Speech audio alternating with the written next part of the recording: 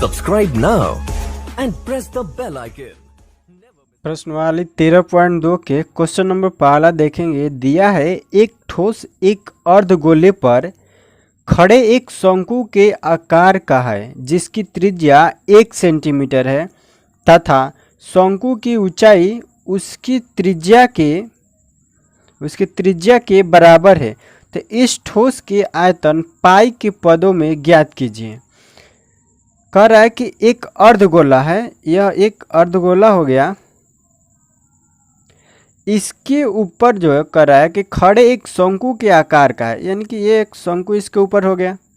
कह रहा है इसका जो त्रिज्या दिया है r बराबर 1 सेंटीमीटर और कह रहा है तथा शंकु की ऊंचाई और त्रिज्या के बराबर है। और शंकु की जो ऊंचाई है h उसका भी 1 सेंटीमीटर और इसका भी त्रिज्या जो होगा 1 सेंटीमीटर, यानी शंकु की भी त्रिज्या 1 सेंटीमीटर और जो अर्धगोला है उसका भी त्रिज्या 1 सेंटीमीटर। तो आपको इसका आयतन निकालना है कि इसका आयतन कितना होगा, और जो आयतन चाहिए वो पाई के पदों में चाहिए, यानी कि पाई का मान हमको नहीं रखना होगा इसमें। तो लिखेंगे ठोस का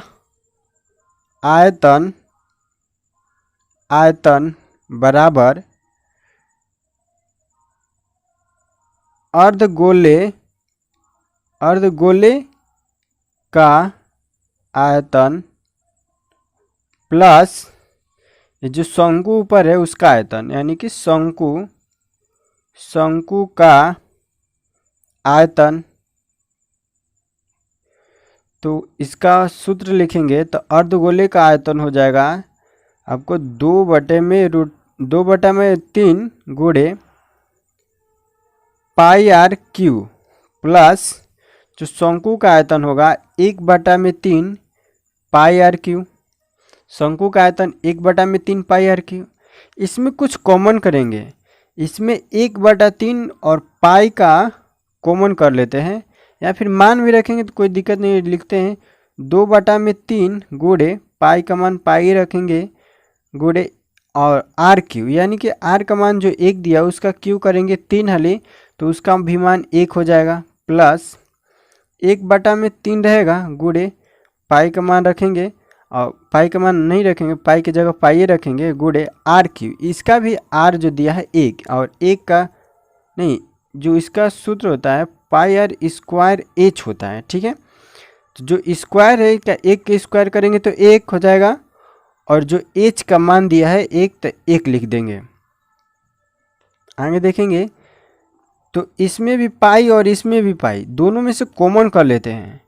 तो कॉमन करेंगे पाई को तो बच जाएगा आपको 2/3 गुणे 1 प्लस इसमें से ये 2/3 बच गया और 1 का क्यू 1 बच गया, प्लस 1/3 प्लस इंटू गुणा 1 गुणा 1 करेंगे तो 1, ब्रैकेट बंद करेंगे, पाई का पाई रहने देंगे और इसका जब एलसीएम निकालेंगे तो ई हो जाएगा, इसका एलसीएम 3 हो जाएगा और ये भी 2 एक हाल में कटेगा तो 2 ऊपर हो जाएगा प्लस 1 और अंक करेंगे तो पाई रह जाएगा गुणे 2 1 3 3/3 और 3 से 3 कट जाएगा तो इसका फाइनल जो आंसर बच जाएगा पाई सेंटीमीटर क्यूब। क्योंकि आयतन पूछ रहा है तो इसका जो आयतन होगा सेंटीमीटर क्यूब में होगा, ये आपका आंसर हो जाएगा, यानी कि इस फिगर का जो आयतन होगा पाई सेंटीमीटर क्यूब। अगला सवाल देखते हैं। प्रश्नवाली 13.2 के क्वेश्चन नंबर दूसरा देखेंगे। दिया है एक इंजीनियरिंग के विद्यार्थी रचेल से एक पतली एल्युमिनियम की शीट का प्रयोग करते हुए एक मॉडल बनाने को कहा गया जो एक ऐसे बेलन के आकार का है जिसके दोनों सिरों पर 2 शंकु जुड़े हुए हो। इस मॉडल का व्यास 3 सेंटीमीटर और इसकी ऊंचाई 12 सेंटीमीटर है। यदि प्रत्येक शंकु की ऊंचाई 4 सेंटीमीटर हो तो रचेल द्वारा बनाए गए मॉडल में अंतविष्ट हवा का आयतन, यानी जो ये फिगर दिख रहा है इसका हमको आयतन निकालना है। कह रहा है कि एक बेलन का आकार है, अगर यहाँ से यहाँ तक खाली फिगर को देखेंगे तो यह एक बेलन का आकार है और इसके दोनों सिरों पर कह रहा है कि 2 जो है शंकु जुड़े हुए हैं। तो यह एक वाला शंकु दूसरा वाला शंकु हो गया। और कह रहा है जो इस मॉडल का जो व्यास है यानी कि जो डी का मान दिया है वो 3, तो आर बराबर हो जाएगा 3/2, क्योंकि इस बेलन के लिए भी त्रिज्या वही होगा 3/2 और शंकु के लिए भी वही होगा, क्योंकि बेलन पर ही शंकु आरोपित है। और कह रहा है कि इसका जो संपूर्ण ऊंचाई दिया है यहाँ से लेकर यहाँ तक, पूरा ऊंचाई जो दिया है 12 सेंटीमीटर दिया है। और कह रहा है कि जो आपका शंकु है 2, उसका छोटे छोटे का ऊंचाई जो दिया है आपको 2 सेंटीमीटर दिया है। यहाँ से यहाँ तक भी इसका 2 सेंटीमीटर दिया है। तो हम यहाँ से जब दोनों दे दिया है तो हम बेलन का ऊंचाई निकाल लेंगे।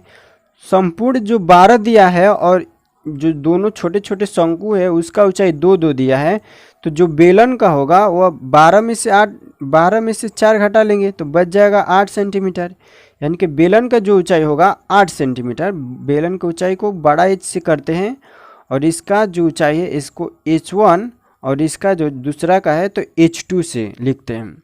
ठीक है, अब इसका सूत्र लिखेंगे और इसका जो इसमें कितना आयतन होगा इसका उसका मान निकालेंगे। तो लिखेंगे अंतविष्ट हवा का आयतन बराबर, देखिए इसमें 2 शंकु है यानी कि 2 शंकु का आयतन होगा और प्लस में एक बेलन है यानी कि एक बेलन का भी आयतन होगा। तो लिखेंगे 2 शंकु का आयतन प्लस बेलन का आयतन, बेलन का आयतन यानी 2 शंकु हो गया और 1 बेलन। अब क्या करेंगे कि 2 शंकु के लिए 2 पाई 1/3 इसका आयतन आएगा। तो इसका जो आयतन होगा शंकु का 1/3 pi r square h plus 1/3 pi r square h plus जो बेलन का आयतन होगा इस फिगर का, इसका हो जाता है पाई आर स्क्वायर एच। अब इसमें कुछ कॉमन है तो कॉमन कर लेते हैं। पाई और आर स्क्वायर इसमें कॉमन है, ये जो है आर h1 h2 और ये जो है कैपिटल H, यहाँ से माने हैं इसलिए हम लिखे हैं कैपिटल H इसको। इसमें अब पाई आर स्क्वायर को कॉमन करते हैं तीनों में से, तो पाई आर स्क्वायर को जब कॉमन करेंगे तो बच जाएगा 1/3 into h1 plus 1/3 into h2 plus इसमें जो कैपिटल H केवल बच जाएगा इसमें। तो आगे करेंगे इसका, तो पाई आर स्क्वायर इंटू h1 का जो मान दिया है, h1 का मान जो दिया है 2 सेंटीमीटर, यानी कि 1/3 गुणा 2 प्लस इसका 1/3 गुणा h2 का भी मान 2 दिया है तो 2 लिखेंगे, प्लस जो कैपिटल H है यानी कि जो बेलन का ऊंचाई है वह 8 दिया है तो यहाँ पर 8 लिख देंगे। आगे सॉल्व करेंगे तो पाई का मान रख देंगे 22/7 और जो आर स्क्वायर है यानी कि त्रिज्या जो दिया है, त्रिज्या दिया है आपको 3/4, तो आपको 3/2 इसका जब स्क्वायर कर देंगे इंटू यह हो जाएगा 2/3 प्लस 2/3 और प्लस 8, ये हो जाएगा इतना। अब एक अंक करेंगे तो 22/7 गुणे 3 का स्क्वायर करेंगे तो 9 और 2 का स्क्वायर करेंगे तो 4 इंटू, अब इसका जब एलसीएम लेंगे तो इसका एलसीएम 3 हो जाएगा तो 2 + 2 अब प्लस 8 गुणे 3 करेंगे तो 8 3 = 24 हो जाएगा, ब्रैकेट बंद करेंगे। इसको 22/7 गुणे 9/4 गुणे, देखिए 24 2 26 और 2 28 यानी कि 28/3 लिख सकते हैं। अब इसको कटाएंगे 3 से तो तितली के 9 कट जाएगा और 7 से कटाएंगे इसको तो 7 चौके 28 और ये भी 4 और ये नीचे भी 4 दिया है तो 4 से 4 को कटा देंगे तो बच जाएगा आपको 22 गुणा जो 3 बचा है 3, जब इस तीनों इसको गुणा करेंगे तो 22 23 66, और जो आयतन पूछा है तो सेंटीमीटर क्यूब, यानी जो इस फिगर का जो आयतन होगा 66√3 सेंटीमीटर क्यूब हो जाएगा, इसका आंसर हो जाएगा। यानी कि इसका जो आयतन जो फिगर बना उसका आयतन 66 सेंटीमीटर स्क्वायर इसका